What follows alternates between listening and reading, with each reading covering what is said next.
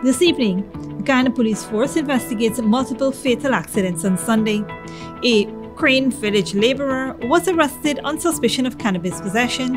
A woman is suspected of torching her lover's residence at ROXANNE, Mourant. In the region, Brazil sets worrying new Amazon deforestation records, and internationally, COVID outbreak, China's Shanghai under strict lockdown. Greetings and welcome to another edition of Channel 2 Headline News Update. I am Baby Bacchus. Thank you for joining us. We begin tonight's newscast with devastating news. The Ghana Police Force reported several fatal accidents on Sunday, April 10th. The first story involves a 48-year-old man who lost his life in a tragic accident on Beena Hill Public Road in North Ruimveldt. That is Lennox George of Anai Village, North Ruimveldt. Inquiries disclosed that around 3:45 a.m., George was driving minibus BAB 4875 proceeding west along the road at a fast rate of speed when the minibus drove into a pothole on the road. George subsequently lost control of the minibus, and as a result, the minibus collided with a nearby tree on the southern grass parapet. As a result of the collision, the driver's motionless body had to be removed from the minibus. He was pronounced deceased on the scene.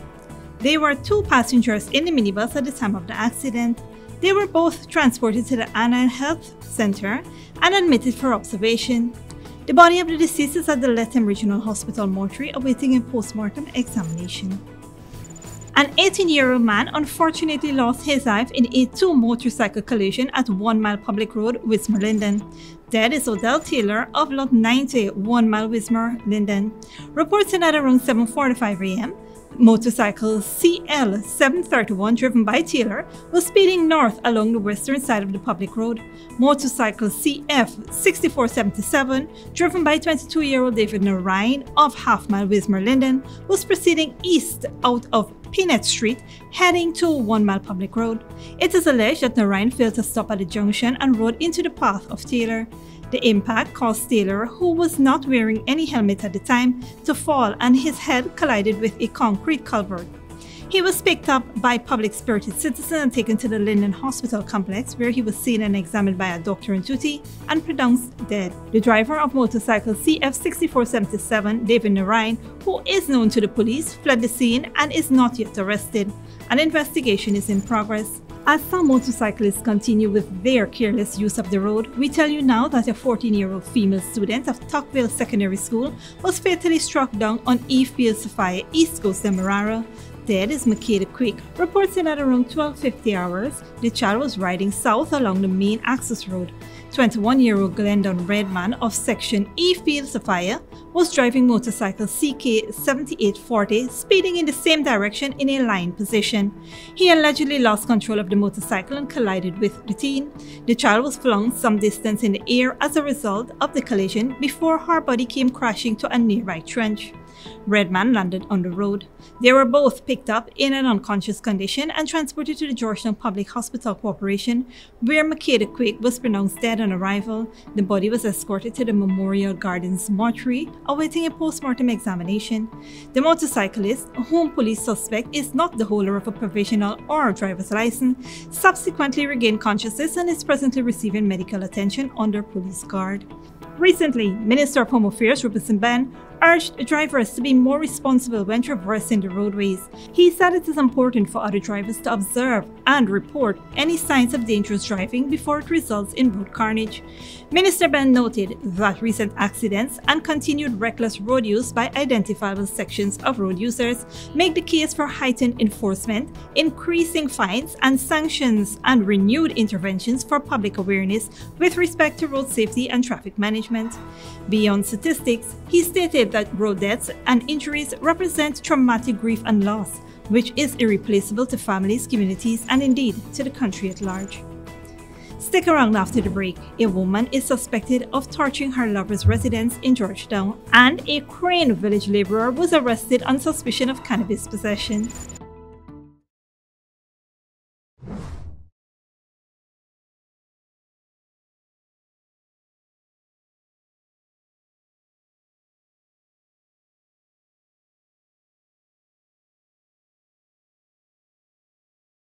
At John Lewis Styles, we carry only first quality, men's and women's clothing, footwear, and accessories. As authorized dealers, Our items come directly from the manufacturing brands and are available in all sizes and colors. What we sell was never on display in another store. It's time you know the truth about what you buy. Come visit us on Waterloo Street. John Lewis Styles. Simply different. Maison Francois is the chocolate paradise of Guyana. From the moment you enter our store, you are welcomed by the sweet aroma of Belgian chocolate, pastries and other artisanal treats handmade by our European-trained chef. Our convenient location at the City Mall is the perfect place to take that special someone or to take home a little sweetness. So treat yourself with a taste of Paris in the heart of Georgetown, only at Maison Francois. Good girl forget things. What's the problem, Granny? I want money for borrow for those surgery. I was dancing and I fall and fracture my hip. If you need some quick money, you should check Lender's Jewelry and Pawn Shop. Lender's Jewelry and Pawn Shop, Lot 238 South Road Border, Georgetown. Get jewelry made to order in just 72 hours. We also accept vehicles. Lender's, best rates, longest payback period. Boys, I get through. Plus, I could dance again. Lender's Jewelry and Pawn Shop. Furnishing your home or office has never been easier. Here at Kissoon's, our inventory of locally made and imported furniture, offered at amazing prices, will leave you wanting more. From vinyl, floor rugs and carpets, bedroom, dining and living room sets, mattresses, pillows, office desk, chairs and filing cabinets, outdoor benches and tables. We have a piece of furniture for every room imaginable in your home or office. Check out our flagship store at Industrial Site Ruimveldt or one of our branches in New Amsterdam, Port Mourant, Riverton and Camp Street. Kissoon's Furniture, furnishing homes for over 50 years. When you need money and you gotta get it fast, Creative Jewelry and Pawn Shop is the place for that confidential transaction in a quiet and secure location. You'll get the highest value per pennyweight for your gold and also enjoy the lowest interest rates and longest payback period too. Yes, for that instant transaction to solve a pressing financial problem. That Creative Jewelry and Pawn Shop, 46 Boyle Place, that's between the Ministry of Housing on Brickdam and White Castle Fish Shop, be your first and only choice. Creative Jewelry and Pawn Shop, safe and sound, solid and secure, always there for you. Telephone 231-7878 and 223-8955. Sooner or later you will have another power failure. Are you prepared for the next blackout? Some essential equipment such as security cameras, lights, internet, gate motors, and water pumps may stop working. How can you prevent the next blackout? InverterTech has an affordable solution for you. A strong UPS system which uses the latest inverter and solar battery technology to prevent blackout. We smartly calculate your average power demand so you don't spend more than you need to. Call 223-2233 for more information.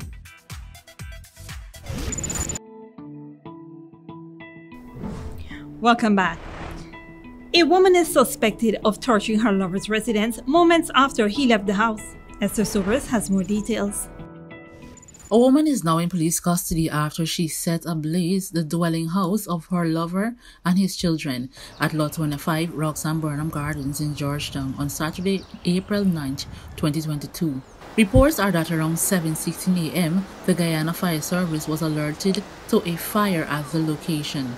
The one-story wooden structure was already engulfed in flames when the firefighters arrived at the scene. The property was owned and occupied by 39-year-old Aaron Watson and 4 other family members. The supposed cause of the fire was arsonist act of female suspect Anita Graham.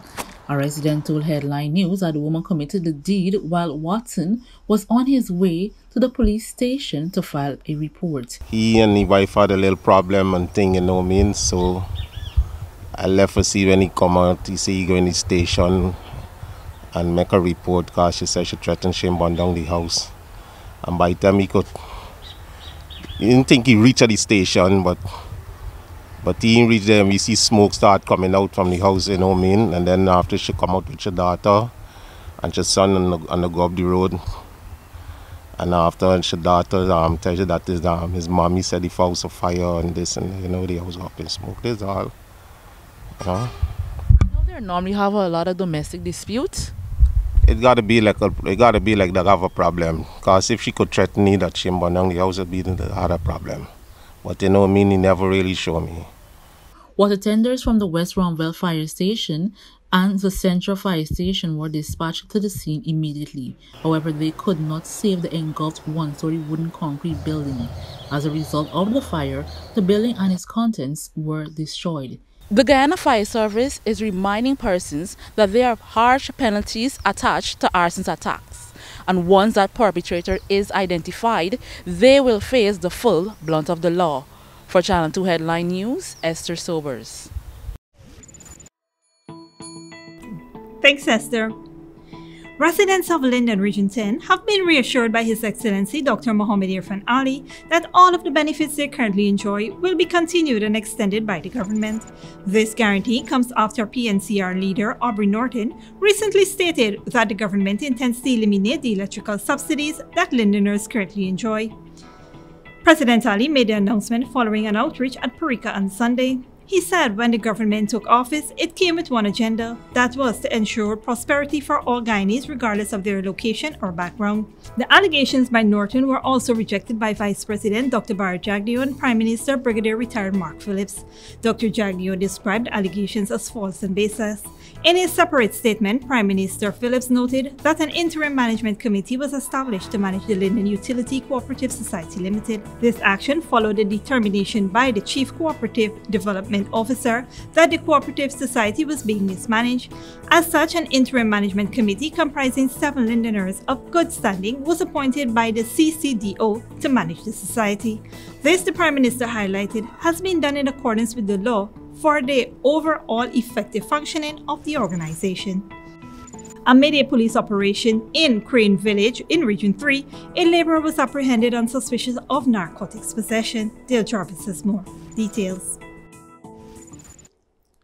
Police rank from Regional Division No. 3 acting on information received went to a shop at Life Street Crane, West Coast, Demerara, where a 25-year-old male laborer from the said village was arrested with 34 grams of narcotics on Saturday, April 9th. According to reports, when the police arrived at the scene around 6:30 p.m., the suspect was seen standing suspiciously in front of the shop entrance.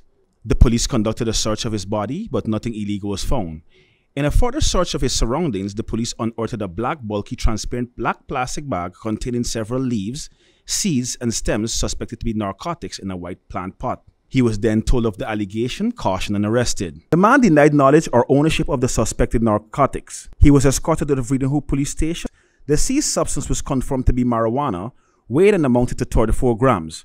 The suspect was placed in custody at the PARFAITE Harmonie police station. Reporting for Headline News Update, Dale Jarvis. Thanks, Dale. Don't go away after the break.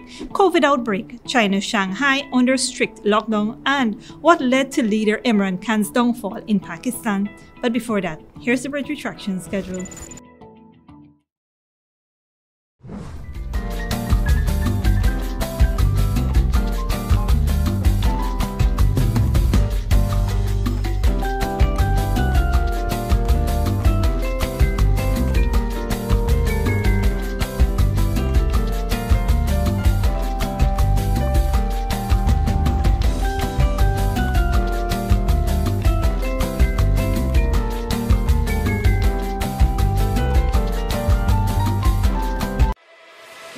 Furnishing your home or office has never been easier. Here at Kissoon's, our inventory of locally made and imported furniture, offered at amazing prices, will leave you wanting more. From vinyl, floor rugs and carpets, bedroom, dining and living room sets, mattresses, pillows, office desk, chairs and filing cabinets, outdoor benches and tables. We have a piece of furniture for every room imaginable in your home or office. Check out our flagship store at Industrial Site Ruimveldt or one of our branches in New Amsterdam, Port Mourant, Riverton and Camp Street. Kissoon's Furniture, furnishing homes for over 50 years. Good girl forget things. What's the problem, Granny? I want money for do a surgery. I was dancing and I fall and fracture my hip. If you need some quick money, you should check Lender's Jewelry and Pawn Shop. Lender's Jewelry and Pawn Shop, Lot 238 South Road Border, Georgetown. Get jewelry made to order in just 72 hours. We also accept vehicles. Lender's, best rates, longest payback period. Boys, I get through. Plus, I could dance again. Lender's Jewelry and Pawn Shop. Maison Francois is the chocolate paradise of Guyana. From the moment you enter our store, you are welcomed by the sweet aroma of Belgian chocolate, pastries and other artisanal treats handmade by our European-trained chef. Our convenient location at the City Mall is the perfect place to take that special someone or to take home a little sweetness. So treat yourself with a taste of Paris in the heart of Georgetown, only at Maison Francois. Sooner or later you will have another power failure. Are you prepared for the next blackout? Some essential equipment such as security cameras, lights, internet, gate motors, and water pumps may stop working. How can you prevent the next blackout? InverterTech has an affordable solution for you. A strong UPS system which uses the latest inverter and solar battery technology to prevent blackout. We smartly calculate your average power demand so you don't spend more than you need to. Call 223-2233 for more information. In a world filled with copycats and ever-changing trends, make your property stand out with unique concrete moldings. Different, exquisite designs carefully handcrafted to suit your style, with various customizable and antique and modern designs made at our factory. Antique and modern molding establishment. We make your property outstanding. We make and install all moldings anywhere in Guyana. The best quality, affordable prices, on-the-spot quotes, and no hidden fees. Call us or WhatsApp us at 684-5050 or email us at modernestab@gmail.com. Antique and modern molding establishment, made to stand out. When you need money and you gotta get it fast, Creative Jewelry and Pawn Shop is the place for that confidential transaction in a quiet and secure location. You'll get the highest value per pennyweight for your gold and also enjoy the lowest interest rates and longest payback period too. Yes, for that instant transaction to solve a pressing financial problem. That Creative Jewelry and Pawn Shop, 4-6 Boyle Place, that's between the Ministry of Housing on Brickdam and White Castle Fish Shop, be your first and only choice. Creative Jewelry and Pawn Shop, safe and sound, solid and secure, always there for you. Telephone 231-7878 and 223-8955. At John Lewis Styles, we carry only first quality men's and women's clothing, footwear, and accessories. As authorized dealers, our items come directly from the manufacturing brands and are available in all sizes and colors. What we sell was never on display in another store. It's time you know the truth about what you buy. Come visit us on Waterloo Street. John Lewis Styles. Simply different.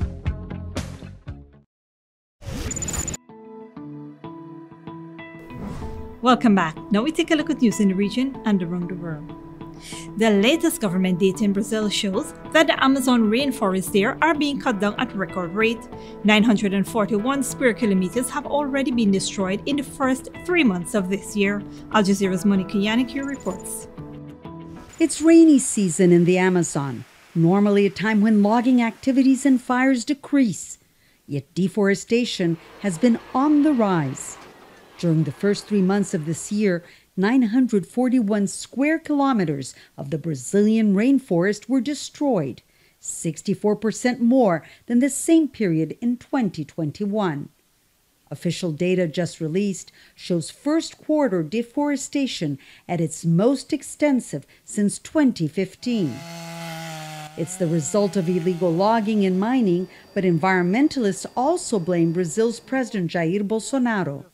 We know that this is a consequence of several of the anti-environmental policy that has been implemented by the current government since it took office in 2019. So the surveillance activities were drastically reduced. There is no action plan to fight deforestation. There are several bills that actually send the wrong message that the people who do environmental crime will not be punished. On the other hand, they might be benefited with a change in the current regulation. So all of this leads to a scenario in which deforestation rates are out of control again.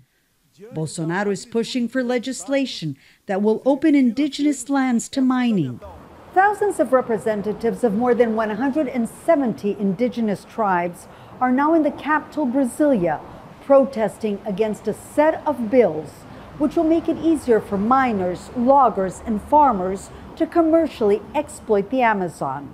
From January to March, deforestation in indigenous lands increased by 52% compared to the same period last year. Environmentalists say this is particularly concerning because those areas should be protected, whereas today the opposite is true. Monica Yanaki of Al Jazeera, Rio de Janeiro. Internationally, Imran Khan's tumultuous term as Prime Minister of Pakistan has ended, following weeks of high political drama and days of constitutional chaos. Al Jazeera's Osama bin Javed looks back at the former cricket star's career in politics. Imran Khan's 22 years in politics culminated in him getting the top job in nuclear-armed Pakistan, only to be removed from office by a vote of no confidence as he lost the support of allies and members of his own party. I will fight till the end. I have never accepted defeat in my life. Whatever the result of the vote, I will come out stronger. There has been a foreign conspiracy against me. A polarizing figure who is both loved and loathed in Pakistan, he was the favored candidate of many first-time voters, the youth, as Khan calls them. His supporters disrupted traditional politics in the last few years with their energy and aggressive social media presence. The 69-year-old politician promised to build a new Pakistan, create millions of jobs and homes, undertake ambitious reforms of taxes and bureaucracy, and root out corruption. But instead, he faced public anger because of soaring inflation, a plummeting rupee, and crippling debt. He also had to backtrack from his pledges not to seek help from the International Monetary Fund. Instead, his government asked for a $6 billion rescue bailout from the IMF and also took loans from Saudi Arabia and China. Despite a track record of establishing a hospital and a university, his detractors say he failed to deliver on his promises. To his credit, Imran Khan enhanced Pakistan's poverty alleviation program. During his tenure, relations worsened with neighboring India.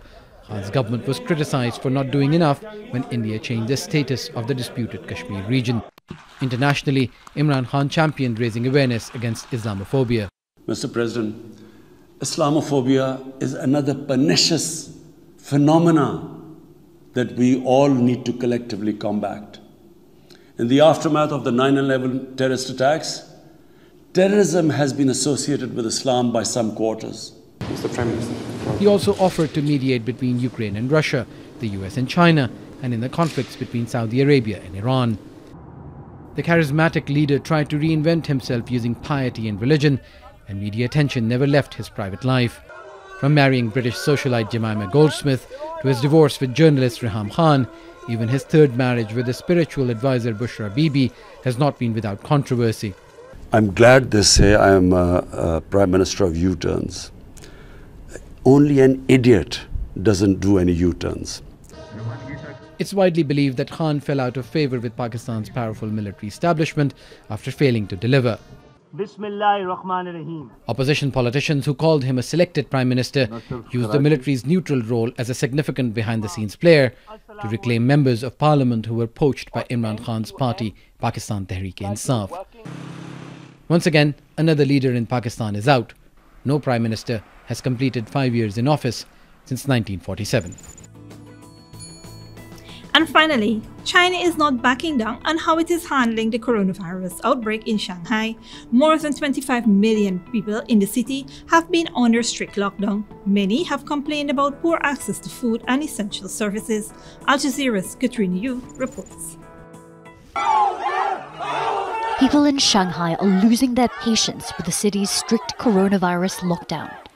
Videos posted on social media show residents protesting against restrictions on their freedom and complaining about poor access to food and essential services for the elderly.